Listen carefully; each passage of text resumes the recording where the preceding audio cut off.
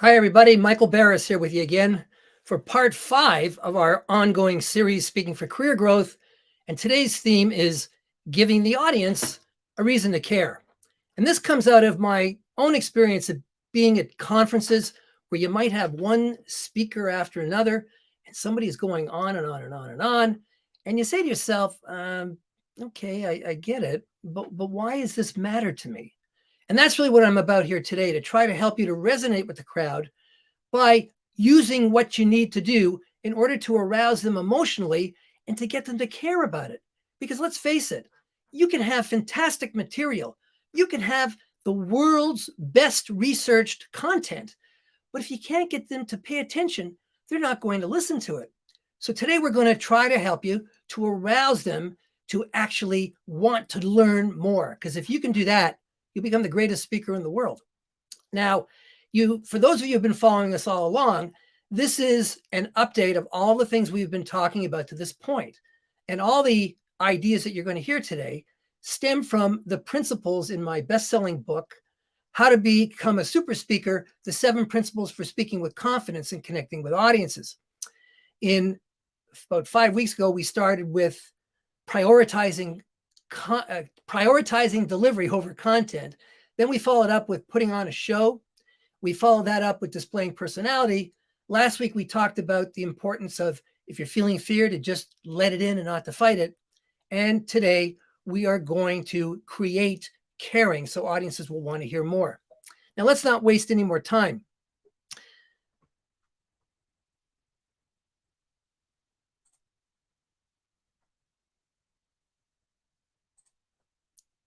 Before we go a step farther, I want to help you as much as I can. And if you've gotten questions as you've been following us all along here, go to the link at the bottom of the LinkedIn file where this broadcast sits, and you'll see a link to book a call with me.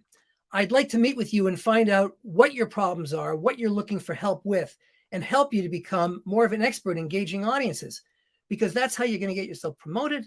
That's how you're going to move along in your own personal mission. And it's a skill that is portable. You can take it with you to any other occupation you might move to at some point. So do that now. Now then, this is arguably one of the greatest examples of making an audience care about a product you're selling. In 2001, Steve Jobs, who was then the CEO of Apple, introduced the iPod music player, portable music player, to the world for the very first time. The way he framed this talk at the launch conference just showed a masterful command of statistics, because he talked about how at that time the portable music industry was relatively new, and he said there was no actual leader. And he said that Apple, with this little device, could allow users to hold as many as 1,000 songs right in their hand.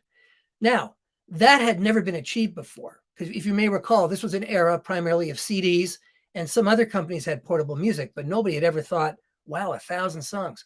But that's not what really made this particular pitch resonate with Steve Jobs' audience. You know what it was? It was saying that the coolest thing about iPod is that you can actually put your entire music library right in your pocket. He said, right in your pocket, never been done before. And with that, he showed why this audience needed to feel, boy, this is really relevant to my life now. This is why I have to take an interest in getting this product now. And this was the device which helped transform Apple more into the company with an even wider popular range than it had then. And this was also an example. I'm sure when Jobs did this, he had no idea this was going to become an example of a talk that to be studied, but it is, because it shows you how you can motivate an audience to care about what you're talking about just by framing statistics in a certain way and putting things in perspective. Another example I want to tell you about is by President Ronald Reagan. And I just want to say off the bat, folks, in case anybody thinks that I am not in any way political here in my coaching, but I do admire a good speech when it's given. And what Reagan did here, after the Space Shuttle Challenger exploded in 1986, killing 7 astronauts, including the very first teacher aboard, Krista McAuliffe, was an example of, it was what you would call hand-holding, but more for our purposes, it showed you how when you stress the personal relevance of the ideas you're putting forward, it could be very popular, because there were a couple of things Reagan did. First of all, at the time, a State of the Union speech had been scheduled, but he put that aside to address the nation, which was mourning for the astronauts and was in a state of shock. It almost created a kind of a crisis throughout the nation because no astronauts had ever been lost in flight before. This was a first. So first, Reagan, like a sympathetic friend, said, we cannot appreciate the loss that the families are feeling right now, but our hearts go out to you so very much. And then he addressed the school children who might have been paying attention to this, because as I said, there was a teacher aboard who was killed. And he said, I know this is hard for you to understand, but sometimes painful things like this happen, but it's part of the process of exploration and delivery. So he took this state of crisis or emotional upheaval and he dealt with it frankly. He couldn't explain away the fact that 7 people got killed, but he approached it head on with a kind of, well, sometimes these things happen in life, but these folks were pursuing a higher calling anyway. And in the end, he also said that these 7 people all possessed a special spirit of exploration. You give me a challenge and I'll embrace it joyfully. And that's one reason why this is one of the greatest presidential speeches ever delivered. Now, I'm going to give you an example from my own experience here. Yes, that's me. And that's a screenshot from when I was on the television courtroom show, The People's Court.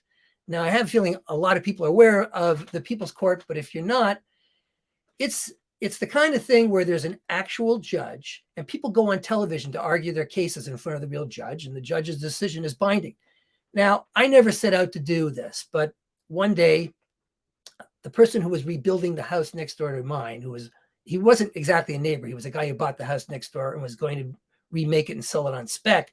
He asked my wife if it would be okay to extend the new sidewalk they were creating onto my property and connect it with my sidewalk. My wife said sure, because she thought it would make our sidewalk look better and it wouldn't cost us anything. But what happened is the builder messed up the sidewalks. I asked him several times to fix the damage. He didn't do anything. And eventually I went to the police to complain about it. And they said, well, you can go to the county courthouse and file a complaint. So I did this, but I had no idea this was tantamount to filing a lawsuit because I'd never done anything like this before. So when I was filling out the sheet in the courtroom, I was asked, how would you describe the details of your case? And for some reason, I thought of those voices in TV court shows. I don't watch them, but it's been impossible to miss them when you've been flipping channels, right? And I thought, all right, okay, my neighbor mutilated my sidewalk. Yeah, that's good. A few weeks later, this case was actually going to be heard at Freehold County Court in Freehold, New Jersey. I came home and my wife said, you got a call from a producer at the People's Court. I said, really? They said, yeah, they want you to come on TV to argue your case in front of their judge. I said, really? And you may wonder, well, why would anybody do it? Well, first of all, small claims cases are difficult to collect on if you win them, and that's what mine was. And the other person in the case would get money no matter what. So people were going to get money no matter what. And I was only asking for something like $500 to fix 2 sidewalk blocks. Anyway, I went on TV. I won my case. And then when I watched it, the telecast some weeks later, you know how it works. They play the music, boom, boom, boom, boom. And it shows me walking through the gate, through the legendary People's Court gate where Judge Wapner once presided. But it's a different judge now. Anyway, they said, this is Michael Barris. He says his neighbor mutilated his sidewalk. So I spoke their language and they heard me. And that's the point. If you want to resonate with the crowd and to get them to care about what you're saying about, you have to know perhaps certain little keywords or certain little buzzwords that really set off an alarm for them. I'm not just talking about jargon here, but I'm talking about certain concepts that are near and dear to their mission. And certainly in the case of a television courtroom show, saying my neighbor mutilated my sidewalk must have given them fits of ecstasy because they found me. Another example. This is possibly one of the worst misreadings of an audience's reactions in the entire global history of business. I see I'm joined by Karen Grill. Hi, Karen. I'm glad you appreciate the significance of my appearing on the iconic People's Court show. Now, in the early 1980s, in Britain, Gerald Ratner was the head of a family-owned jewelry chain. He got the idea, as you see in the picture, of jazzing up the rather staid industry of jewelry sales. Up to that point, it had been a rather conservative thing. After all, jewelry was something only elite people could afford, and you spoke about it in rather staid tones. But Ratner, who was a rather insightful huckster, got the idea of plastering these stores. Let me say off the bat, he was selling very cut price, low price jewelry. And he would plaster the stores with signs like sale, sale, sale. And as you see, they do these bright orange storefronts that you could not miss. And this worked amazingly well. The Ratner's chain exploded, got dozens of stores. They were making oodles of money, and he was regarded as a kind of a seer. So he was invited to appear on this legendary evening conference for entrepreneurs, other business people, and even certain high-profile politicians would show up. I believe that at one point the Prime Minister of England may have shown up to this. But anyway, he was a little nervous about giving his speech. So he got a coach to help him. Obviously not a good coach, because the coach said to him, gee, why don't you tell a joke? You have good jokes. So here's what happened. Ratner is telling this esteemed body. People say, well, how can you sell jewelry for such a low price? Well, I say, because it's total crap. And this got a laugh in the Royal Albert Hall where he was delivering this talk. And it seemed okay. But what he didn't count on was that the journalists in the audience would have a field day with this. And the next morning, headlines were plastered. Ratner calls his stuff crap. And it became the mistake he made had fierce repercussions right across his entire chain. They lost something like nearly $1 billion in value off in the stock market right off the bat. They had to close stores, and 18 months later, he lost his job. He was booted out as CEO. So what his faux pas became known rather derisively as doing a Ratner. Now, I just want to say offhand that Gerald Ratner is around on LinkedIn, and he's rebounded. He has another business. He's selling jewelry, but it's higher priced jewelry, and I understand he's doing well now. He admits that this was a bad thing to do in its day, and he regrets it. But we have educational value in pointing this out to you today. I don't want you to make the same mistake, because the moral here is, if you're going to get in front of the media and in front of dignitaries and make pronouncements about your product, you better make sure you know who you're speaking to and that you're feeding them the right information, because you don't want things to go awry by not watching your words carefully. All right, so at this point, here's another example of how people can be talking and you're listening, you're thinking, yeah, okay, why should I care about this? There could be a simple little speech. This is one of my students gave when I was teaching at Rutgers University. It was about how to prevent strokes. And the key thing he did not put in, even though he said, well, strokes are very powerful, we have to take precautions about it. He left out one key fact, that strokes kill 1 American every 4 minutes. If he'd started his speech with that, it would have made it much more powerful, and he would have wanted to understand why it's important to care about knowing how to prevent strokes. And then there's the example in the middle. This was back a few years ago when there was a debate about whether Canada and the US should engage in the Keystone Pipeline. And at the time, the US government was in favor of approving it. And many stories put this out, but the fact that they did not point out was at that time that the US government's promotion of fossil fuels marked a major change in US governmental policy. And today there's a different political climate in because we've had a change of presidential administrations. But the point here was that the key information should have been pointed out, that the reason you should care about this is because there's a trend happening here where the US was becoming less and less concerned about environmental policy in the ways they had accustomed to be doing for decades. Then finally, There was a story, a marketing story, back in the days when I was writing marketing copy. There were stories about how people could order, people were could order everything on their phones, from pizza to car washes practically. But there were stories about consumers' demand for personalized shopping had increased. Big chains would have data so they could cater to your needs as a shopper any way you wanted to.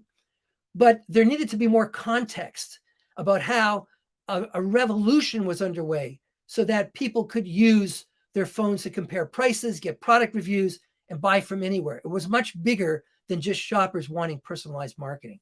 So those are examples there of how you have to put in the critical contextual information that will help people to see this is very important and I need to care about this. So the takeaway here is that you have to strive to educate everyone, because this is one of the realities of society. There are always people who don't know as much as they think they do. And it's the speaker's responsibility to understand, to make sure that those people will understand what you're talking about as well. Now, let me tell you a bit about how someone I worked with was able to take these things I'm telling you about and apply them to become a more powerful speaker and a stronger entrepreneur. His name that we're using is Malcolm. It's not his real name. He didn't want his real name used. But he was an entrepreneur. And in his pitches to his audience, he often failed to provide key contextual information that would go beyond just the product or the features of what he was selling. I'll continue in one moment.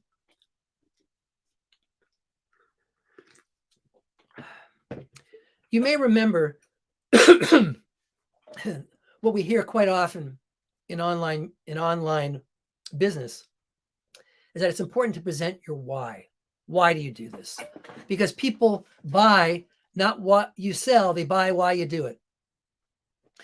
And Malcolm was pushing features, but what the audience wanted to know more is that this product he put out was coming out of his concern for the state of American business in a particular way, and he needed to be more upfront with that to get them interested. By the same token, his delivery tended to be more on the prosaic side. I mean, he understood he was in front of an audience, but he was speaking more like a salesman rather than a person who was trying to inspire the listeners to perhaps take an interest in his reasons for selling this product. So we got him to develop a more emotional delivery where I said, Malcolm, you just got to dig down and tell me, why did you get into this business? Was it to make money? He said, no, of course not. I said, what was it? He said, well, I saw a serious need for this service, and I really was trying to create change and maybe help people. I said, that's what you got to put out there. So he developed a delivery that was emotional, and because he had a greater sense of digging into why he was doing it, being more emotional was much, much easier for him. And then, as we said, he sought to educate everyone. His mission was to raise awareness of why there was a need for creating this particular change in the marketplace. And once he put all these things together, he became a much stronger entrepreneur, and he did see his sales go up. But more than that, he felt good about what he was doing. It wasn't just about the sales and the money, because this was a lifestyle he'd committed to. This was a project he'd taken on because he wanted to make a difference with his life. And by applying all these things we're talking about, he was achieving that. So what we have to keep in mind here, when you go to speak with your promoter,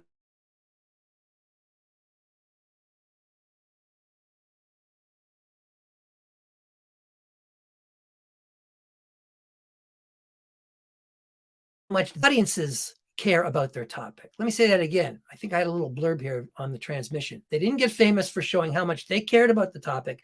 They got famous for making their audiences care about their topic. And that's what you need to do whenever you're speaking. Got to think about, how do I make them care about this? How do I get them excited? What do I need to do to shift the focus from me to them so they will get legitimately excited about this and want to know more? So you've got to arouse them emotionally. Use everything you can think about. Go into your own history. Are there things in your background that resonate with this audience you're trying to reach? What changed you? What brought you to the point where you today are trying to reach out to this group of people? Perhaps you have a story that needs to be told that they will identify with. Find a relatable story and you will make them take an interest in you, and it will reward you exponentially. All right, so at this time, once again, I'd like to remind you that you're going to get everything you want to learn about engaging audiences can't necessarily be explained in 20 minutes. I mean, I think I work pretty fast responses with my clients, but there's so much more we can talk about this. It's an enormous topic. And I can do a lot more with you in a couple of sessions than I can really in this short little presentation, as much as I'm loving doing it. So click on the link in the comments and LinkedIn, and let's get to know each other, because you may find you've got things you haven't even realized were problems that need addressing. That's always the way it is. That's how education works. It's about you learning what you don't know, or what you're discovering that you don't know what you don't know. All right. My next broadcast, folks, will be next Tuesday, which is December 6th. And the topic there will be revealing what's inside you. It's about how you can't hold back on the feelings that are going to get the audience to bond with you, because once you get this, that's when they're going to be ready to buy from you.